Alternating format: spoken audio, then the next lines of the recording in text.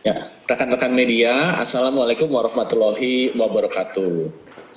Jadi memang tadi Bapak Presiden memberikan target yang jelas. Beliau kalau kasih tugas targetnya jelas, yaitu menurunkan stuntingnya kita per tahun 2021 ini kan ada di angka 24,4%.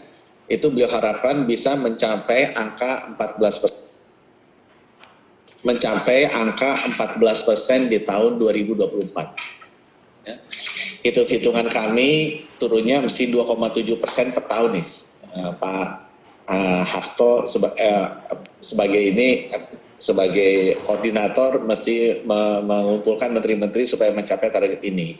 Jadi Bapak Presiden juga minta kalau bisa tahun depan turun 3% ya, Pak ya. Ya, 3%. 3%.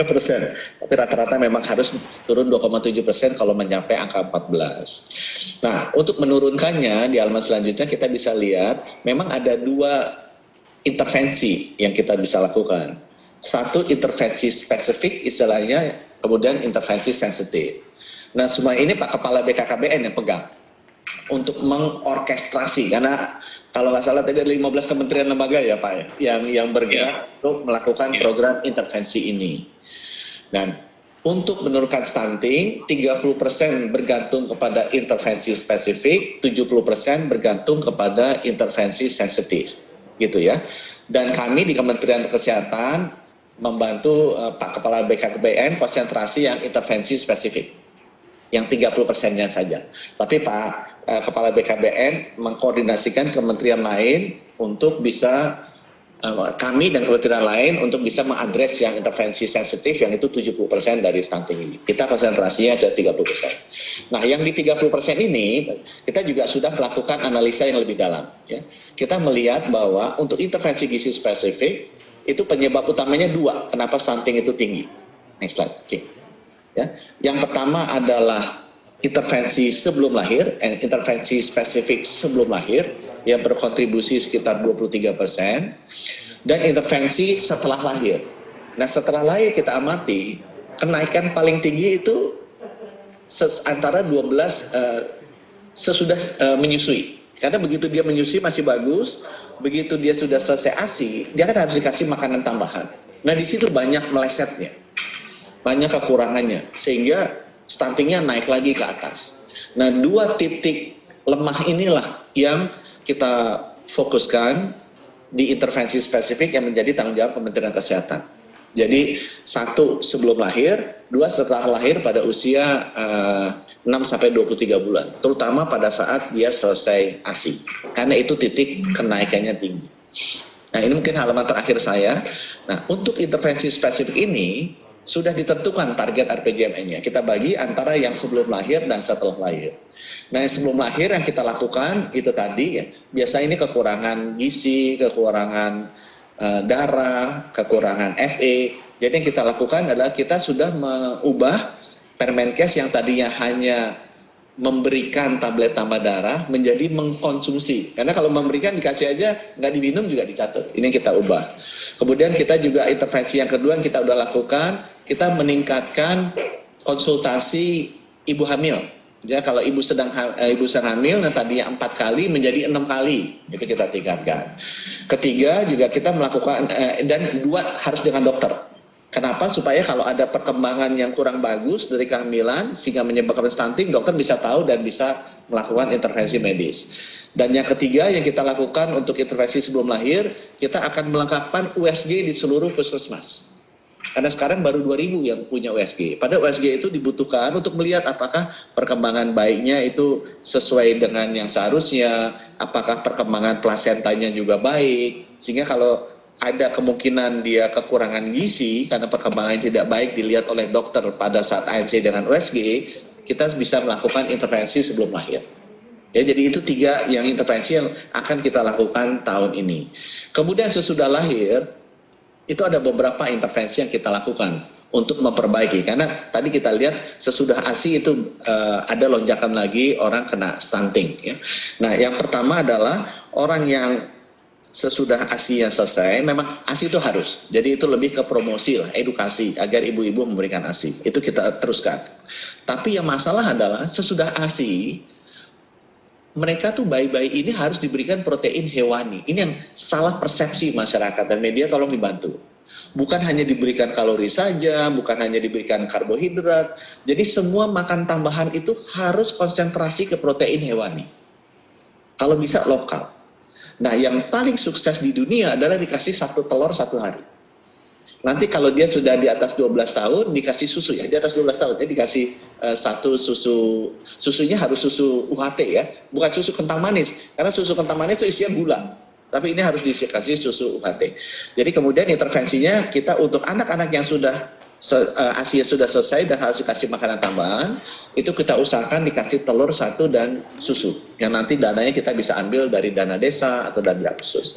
Kemudian intervensi yang ketiga yang kita lakukan juga di sesudah lahir ini adalah begitu dia weight falter, jadi istilahnya Bapak Ibu, balita ini harus diukur. Diukurnya tuh harusnya setiap bulan. Kita udah rubah aturannya jadi 6 bulan sekali, jadi setiap bulan. Harus diukur dengan alat timbangan dan alat tinggi yang benar. Jadi diukur beratnya, diukur tingginya. Nah, kita melakukan intervensi yang ketiga. Kita melengkapi semua alat ini, alat mengukur berat dan mengukur tinggi di seluruh desa. Karena tadinya alatnya dikirim ke puskesmas aja.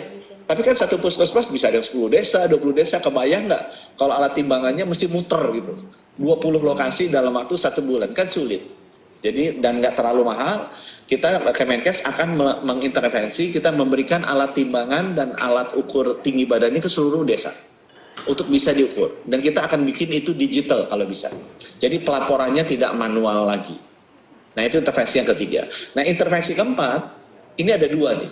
Kalau diukur beratnya kurang dari standar, dia harus dirujuk ke puskesmas. Kalau dia itu namanya weight faltering, beratnya kurang, weight faltering dirujuk ke puskesmas. Kalau dia tingginya kurang, stunted, dikirimnya ke rumah sakit. Nah, itu kita rapihkan. Jadi benar-benar proses rujukannya kita didik kader posyandunya, kalau kurang berat dikirim ke puskesmas, nanti puskesmas ada intervensinya, kita perbaiki juga agar puskesmas memiliki dana dan produk untuk melakukan intervensi di level puskesmas. Ada tambahan gizi yang harus dilakukan. Tapi kalau dia ternyata stunted atau tingginya kurang, itu harus langsung dikirim ke rumah sakit. Ini kita perbaiki juga proses rujukannya, karena selama ini kalau rujuk ke rumah sakit nggak ditanggung BPJS tuh. Nah, itu kita beresin supaya bisa ditanggung BPJS di rumah sakit. Kemudian kita pastikan kalau dia udah stunted, ini kan lebih parah nih.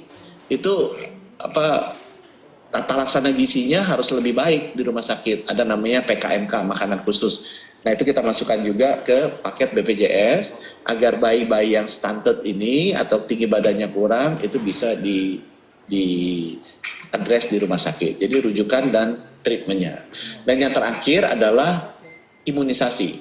Karena kalau bayinya sakit, gizi yang masuk itu bukan dialokasikan buat tubuhnya dia, tapi untuk mengobati sakitnya dia. Kira-kira begitu. Sehingga kalau bisa bayinya jangan sakit. Supaya gizi yang masuk diasup itu telur yang masuk semua buat pertumbuhan dia, otaknya dia, bukan dipakai buat ngelawan virus atau bakterinya. Sehingga kita akan memastikan imunisasi dasar lengkap ini naik lagi, karena kemarin agak turun, ya, kita akan pastikan naik, dan kita akan integrasikan dengan sistem vaksinasi COVID. Jadi monitoringnya jauh lebih berbasis teknologi dan real time. Kita juga menambah 2 vaksinasi dasar yang banyak berakibat terhadap infeksi bayi-bayi ini 1000 hari pertama agar mereka tidak sakit, yaitu vaksinasi untuk pneumonia dan juga diare, ya, rotavirus dan PCV ya. Rotavirus dan PCV. Dengan demikian diharapkan selama 2 tahun pertama masa kritisnya atau 1000 hari kehidupan dia tidak kena sakit, semua gizi yang masuk semua bisa langsung dipakai buat pertumbuhan, bukan untuk melawan penyakit. Strategi penurunan stunting kan ada 2, ada yang sensitif nanti dikoordinasikan oleh Pak Kepala BKKBN dengan kementerian lembaga lain, sedangkan kami dikoordinasikan dengan Kepala BKKBN yang fokus ke spesifik. Tapi yang spesifik itu tadi kita bagi 2, yang sebelum lahir dan sesudah lahir. Yang sebelum lahir fokusnya adalah bagaimana kita bisa memastikan gizi darahnya ibu-ibu dan FA-nya itu cukup. Yaitu tadi dengan intervensi kita berikan tablet tambah darah dan juga dengan antenatal care atau konsultasi kehamilan rutin 6 kali, naik dari 4 ke 6 selama masa kehamilan dilengkapi dengan USG. Sehingga kita bisa deteksi dini kalau ada potensi stunting di kelahiran. Strategi yang kedua adalah pasca kelahiran, itu terutama adalah asupan gizi, asupan protein hewani. Jadi yang kita tekankan adalah bagaimana kita bisa memastikan asupan protein hewani. Dalam ini kita minta telur, karena telur paling gampang didapatkan di lokal, ada menggerakkan ekonomi desa juga gitu ya. Telur dan juga susu UHT ya, bukan susu kental manis, agar itu bisa diberikan ke anak-anak yang sudah membutuhkan makanan tambahan. Karena itu sangat menentukan kebutuhan gizinya. Selain itu juga kita perbaiki strategi proses rujukan. Jadi kalau yang udah memang terlambat, benar-benar kita perbaiki. Mana yang weight falter ke puskesmas, yang stunted ke rumah sakit, kita juga akan perbaiki sarana dan prasarana buat pengukurannya, ya timbangannya, ya, sistem informasinya agar pelaporannya bisa baik. Mungkin dari situ, terima kasih.